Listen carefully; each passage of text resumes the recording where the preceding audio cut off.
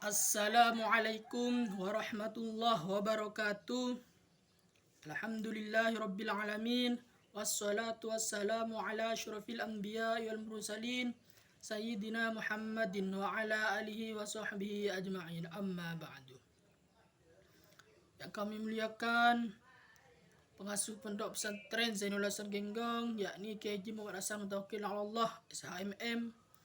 Dan tak lupa pula yang kami muliakan Bapak Rektor kita, yakni Dr. Abdul Aziz Wahab PI Mage. Dan tak lupa pula yang kami muliakan dosen pengampu kami, yakni Ustadz Ahmad Soni Irawan MH. Dan tak lupa pula yang kami sayangi teman-teman HKI. Pertama-tama marilah kita panjatkan rasa puja-puji tasyakur kita atas kehadiran Allah SWT. Kedua kalinya sholawat berserta salam tetap tercurah limpahkan kepada baginda agung Nabi besar Nabi Muhammad SAW. Ketiga kalinya saya akan menjelaskan sedikit tentang Luqatah dan Ihya al-Mawad. Perkenalkan, nama saya Muhammad Solihin. Saya di sini akan melaksanakan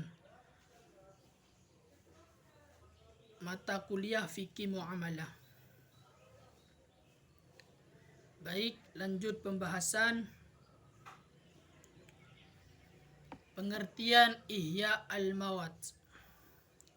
Kata Ihya al-Mawad terdiri dari dua kata, yaitu ihya menghidupkan dan al-mawad sesuatu yang mati. Yang berarti Ihya al-Mawad menurut bahasa diartikan menghidupkan sesuatu yang mati. Menurut Abu Bakar Ibnu Husain al-Ashnawi, al-Mawad itu adalah tanah yang tidak ada pemiliknya dan tidak ada yang memanfaatkannya. Itu menurut Imam Abu Bakar Ibnu Husain al-Ashnawi.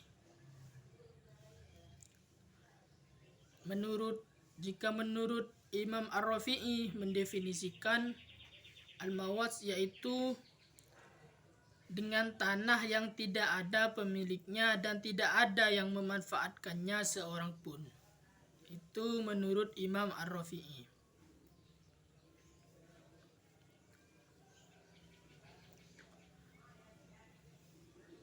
Lanjut yang B, dasar hukum Ihya al-Mawad. Adapun landasan hukum menghidupkan lahan kosong atau Ihya al-Mawad yaitu mustahab yang didasarkan pada hadis Nabi SAW yang mengatakan bahwa menghidupkan lahan tidur akan mendapatkan pahala dari Allah SWT. Dalam kitab Kifayatul Akhyar, hukum menghidupkan lahan kosong adalah jaiz, yaitu boleh. Sedangkan syarat orang yang menghidupkan lahan tersebut adalah muslim dan tanah yang dihidupkan bukan lahan yang sudah dimiliki orang lain. Yang mana hadis-hadis yang berkenaan dengan Ihya al-Mawad yaitu maksud artinya dari Aisyah radhiyallahu an, Nabi SAW pernah bersabda, orang yang mengolah lahan yang tidak dimiliki siapapun lebih berhak untuk memilikinya. Setelah itu Urwah berkata, Umar radhiyallahu an memberi keputusan demikian kepada masa kekhalifahannya. Hadis riwayat Bukhari.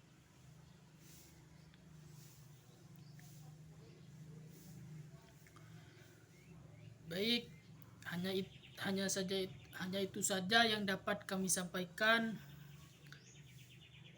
Pemateri selanjutnya yang akan diterangkan oleh saudara Muhammad Mahfud. Apabila dari awal sampai akhir terdapat kesalahan, saya mohon maaf sebesar-besarnya. Selanjutnya Kami akan melanjutkan penjelasan yang dari presentator yang pertama, yakni cara-cara ihya al-mawad. Adapun cara-cara menghidupkan lahan mati atau dapat juga disebut dengan memfungsikan tanah yang disia-siakan. Bermacam-macam perbedaan atau cara ini dipengaruhi oleh adat dan kebiasaan masyarakat. Jadi ihya al-mawad adalah cara-cara menghidupkan lahan mati atau lahan yang disia-siakan atau memfungsikan tanah yang disia-siakan. Bermacam-macam di sini perbedaan atau berbagai cara dipengaruhi oleh alat dan kebiasaan adat atau kebiasaan masyarakat.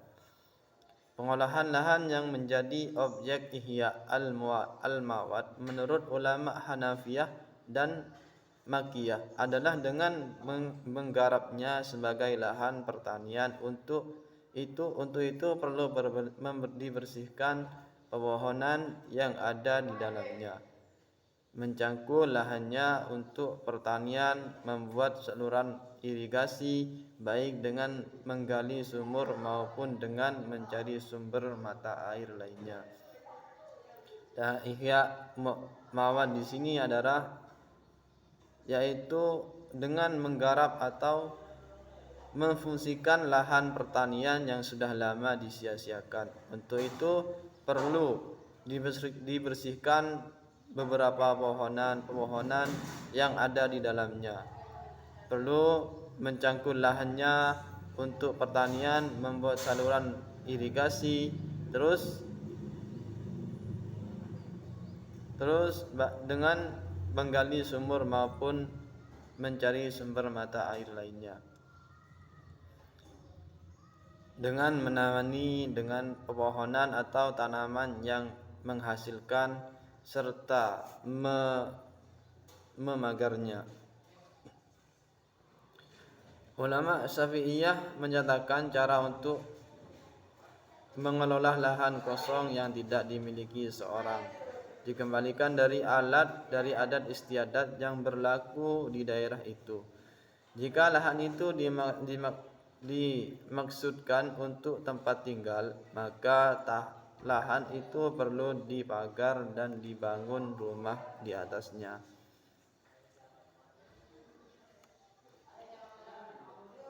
Jadi jika lahan tersebut dibanguni rumah, maka perlu dikasih pagar di sekitarnya dan dicarikan sumber mata air hingga dapat menghasilkan air dengan mudah.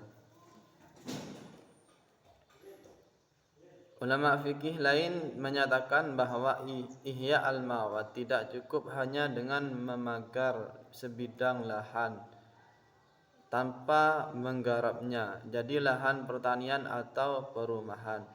Jadi menurut ulama fikih di sini tidak cukup, ihya al-mawad tidak cukup dengan memagar sebidang lahan tanpa menggarapnya jadi lahan pertanian atau perumahan.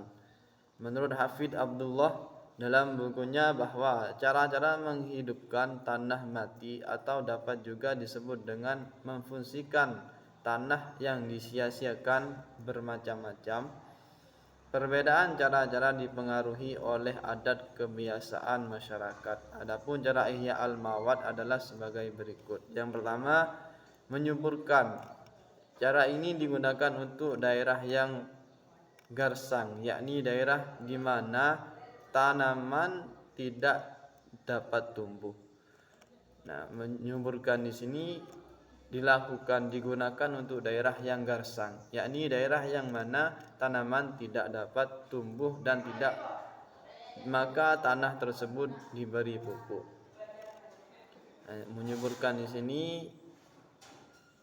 di daerah yang garsang yang mana tanaman tidak dapat tumbuh, maka tanah tersebut diberi pupuk. Kemudian menanam.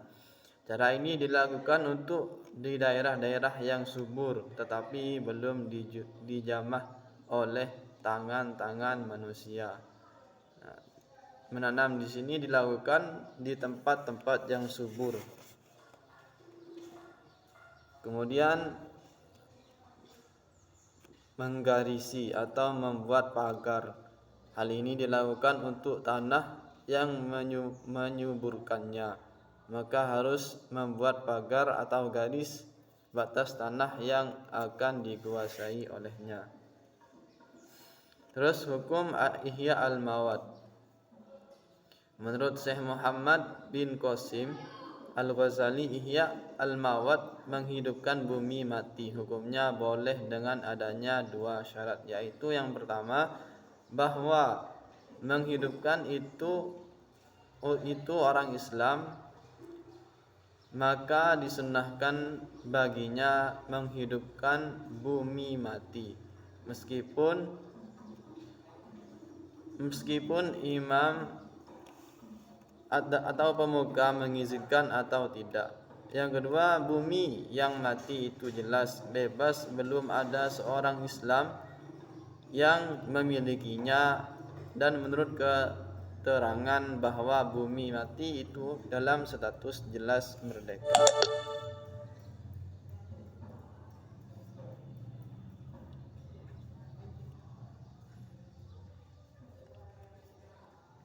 Selanjutnya